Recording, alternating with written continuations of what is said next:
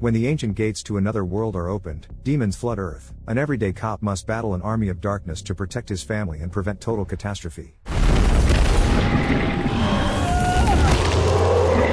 After committing yet another crime, a thug named Mech hides from the police in a dark alley. Gravely wounded and bleeding, he knows he must stay hidden, aware that several patrol officers are hot on his trail. Just as death seems inevitable, a mysterious stranger dressed in black appears before Mech. This necromancer, possessing incredible power and magical abilities, offers him a chance at life, but on one condition: Mech must become his servant. Seeing no other way out, the criminal agrees, unaware that he is now a slave to a darkness determined to destroy the world. When the police arrive at Mech's hiding place, they find only a terrifying bloodstain on the wall, a portal leading to another dimension. Chaos, fire, destruction, blood, and thousands of corpses paint a grim picture of humanity's new reality. Many are forced into hiding, but the demons pursue everyone relentlessly, with a single goal: to kill and consume souls, sending them straight to hell. For now, this is not reality but a vision of Chan, a monk with a special gift. He senses that soon his vision will become real, and he knows that only one person in the world can prevent it. Determined to act immediately, Chan travels to Bangkok, the city where fate says he must find the chosen one. Jake is an ordinary American who married a Thai beauty, Prang, several years ago. He once worked as a police officer, but Prang often criticized him for being too consumed by his job. He quit to focus on family, yet his new position takes even more of his time. The couple flies to Bangkok for a vacation to spend time with their daughter, Lou, and visit Prang's mother. But Jake can't put his phone down, constantly checking in with colleagues. Every minute he spends goes to his team, not his wife or daughter, sparking yet another argument. Trying to make amends, Jake promises to do better and kisses Prang. In that moment, they realize Lou has disappeared. Panic sets in as they search the entire market and surrounding streets, eventually spotting her on a bridge with a mysterious stranger. The man is a monk who knows far too much about Jake. He warns the former cop that he is the foretold guardian, born under a blood moon to a mother who died in childbirth. Soon, Jake will lose everything, but he has the power to find light in the darkness, saving not only his loved ones but all of humanity. Thinking Chan is simply mad, the family walks away, unwilling to listen to his warnings about the impending horror. Before heading to Prang's mother's house, the family decides to have lunch at a mall cafe. Spending time with his daughter, Jake buys her chocolate ice cream and Pinky swears that he will change how he treats Prang and Lou. Meanwhile, Mech appears in the mall, acting disturbingly erratic. Spotting Prang and Lou nearby, the criminal loses all sense of reason and opens fire on people on the first floor. There's no logic or plan, it's pure terror, a senseless act of extreme brutality. Women, children, and security guards trying to stop him become innocent victims of his rampage. Hearing the shots, Jake is the first to understand what's happening and rushes to his family. Prang pleads with him to protect her and Lou, but the former cop feels he's needed to help others as well. He instructs his family to find shelter and, if possible, leave the mall and wait in their hotel room. Lou begs her father to return at any cost, and she and Prang hide in a public restroom on the second floor. Police arrive at the scene. A few officers enter the building, but Mech immediately shoots them down. Realizing the situation, the police shift their strategy, prioritizing evacuation. Knowing that the remaining civilians are hostages, they surround the mall and wait for the special forces. Mech notices a small doll near one of his victims, picks it up, and talks to it as if it were a person, all while Jake is closing in from behind. Acting quickly, Jake grabs a gun from a fallen security guard and orders Mech to surrender. But Mech mocks him,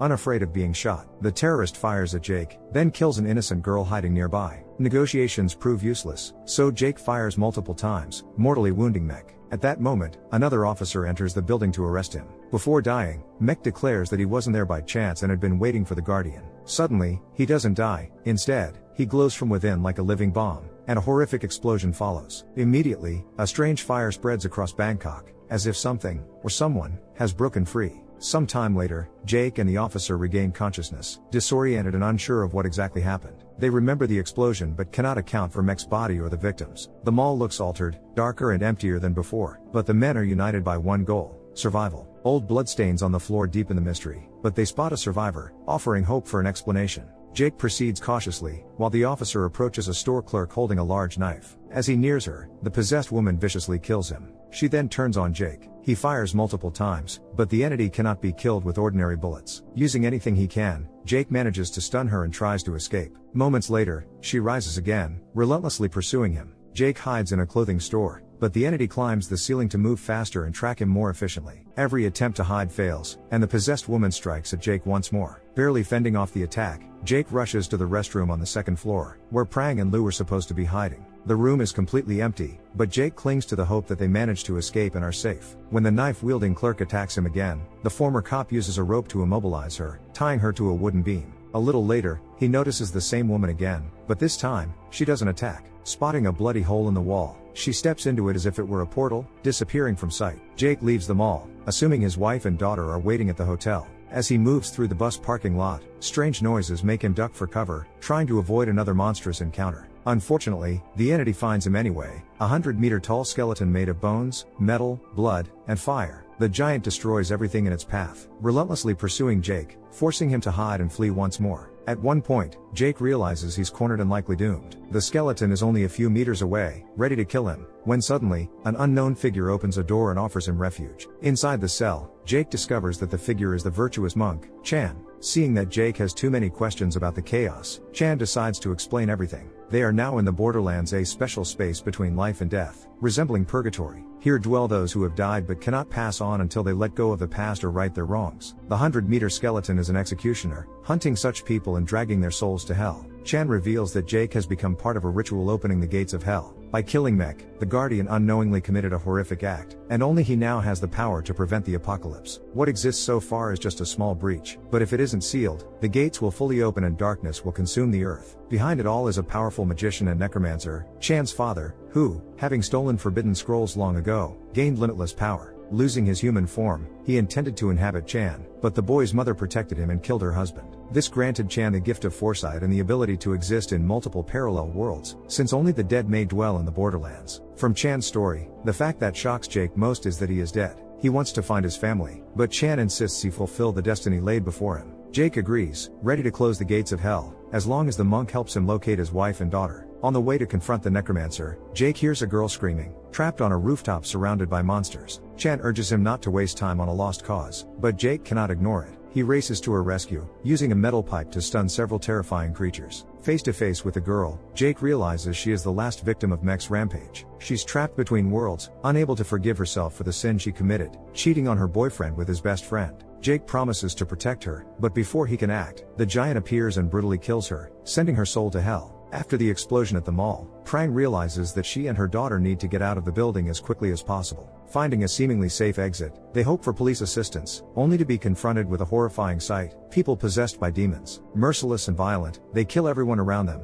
dragging souls to hell. Police officers, businessmen, rescuers, even ordinary housewives, everyone attacks each other with extreme brutality, ignoring tears or cries for mercy. Realizing that the outside isn't safe either, Prang and Lu return to the mall. In one of the stores, Prang spots a possessed person who keeps smashing a victim's head against a table even after she's dead. Trying to stay hidden, mother and daughter attempt to sneak by, but it's impossible. Protecting her daughter, Prang strikes the possessed person with a mannequin, then grabs his hand to finish off the bloodthirsty maniac. As they descend to the next floor, Prang finds herself on an escalator, confronted by more possessed people. Using the mannequin to fend them off, she knocks several out and saves Lu from a man trying to strangle her. Soon, mother and daughter find an emergency exit and make it outside, realizing their only goal is to reach the hotel and wait for Jake to come back to them. Spotting a bus, they hope for evacuation, but another possessed person attacks the driver and kills him brutally. Chaos erupts around them as people fight the possessed, and often each other. Trying to avoid the madness, Prang and Lu run several blocks before hiding in a supermarket. They try to stay quiet and call their grandmother, but there's no signal. Prang decides to check the store's landline and walks toward the counter, where the cashier's body lies. At that moment, a possessed person enters the store, scanning the aisles, and spots Lu. Cornered and about to be killed, Lu is saved when Prang uses the cashier's bat to knock the possessed person out with a blow to the back. Escaping once again, mother and daughter head to the bus depot, searching for transport. The possessed chase them, but quick thinking and agility help them avoid unnecessary fights that could get them hurt. At one point, Lu spots a bus with uninfected people and runs toward it with her mother to hide. Several passengers are terrified but relieved to escape as far as possible, though the keys are in a bag lying nearby. No one dares to go outside for them, fearing death, so Prang takes on the task. Moving carefully, she retrieves the bag, only to be attacked by two possessed individuals. One man tries to help her but sacrifices himself and dies. The bus heads toward another part of the city but soon stops due to a bridge accident. With no way to continue, Prang and Lu must make their way to the hotel on foot.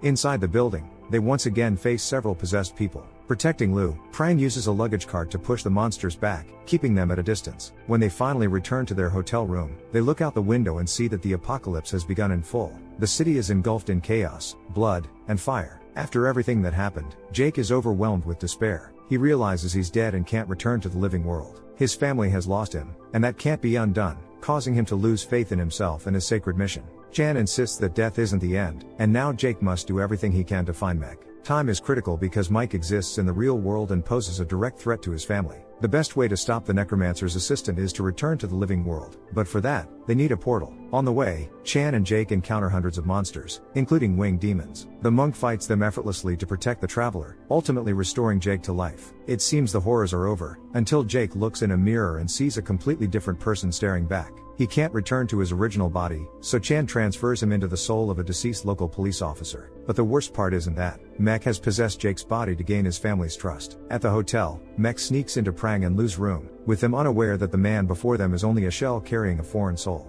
In his interactions, he is cruel, rude, and disrespectful, though Prang naively assumes it's all stress. Before facing Mech, Jake receives a flintlock rifle and a special knife made from a 9-metal alloy from Chan, the only weapons capable of harming the necromancer and his loyal servant. Knowing his family is in danger, Jake rushes to the hotel, but the room is empty, except for the terrifying burnt doll Mech had used during the mall attack. Chan finds a note revealing the necromancer's future plans, and Jake spots his wife and daughter by the pool below. Heading downstairs, Jake meets Prang and Lu, but they see a Thai police officer with a bullet in his chest and assume he's another demon-possessed victim. Mech, in Jake's body, attacks him, and a brutal fight begins. During the struggle, Mech pretends to be a loving husband and father, deliberately causing Jake more pain and torment. He accuses him of neglecting his family and failing to fix anything, reminding him that he is already dead and cannot be with his loved ones. In the fight, Jake loses the rifle, and both he and Mech fall into the pool. Prang picks up the rifle but hesitates to shoot. Jake, in another body, tries to explain that she must fire at her husband's body, but she doesn't know who to trust. He shows Lu his pinky, reminding her of their cafe promise, and she realizes her father's soul is in another body.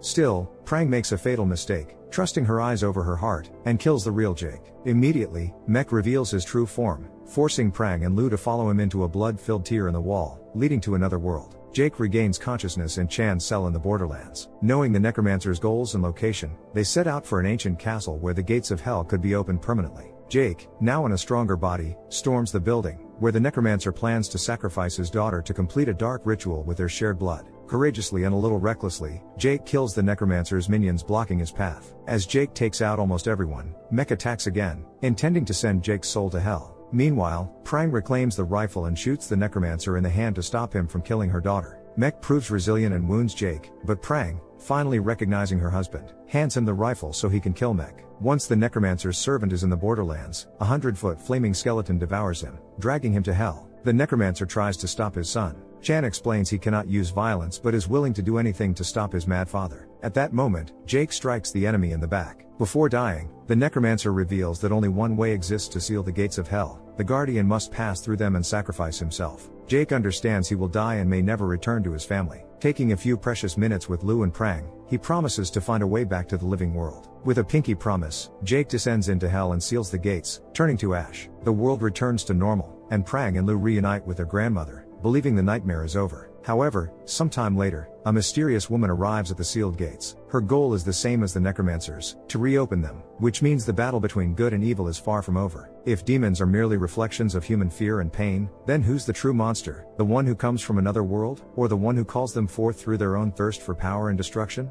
Share your thoughts in the comments down below, give this video a like, and don't forget to subscribe. See you in the next video.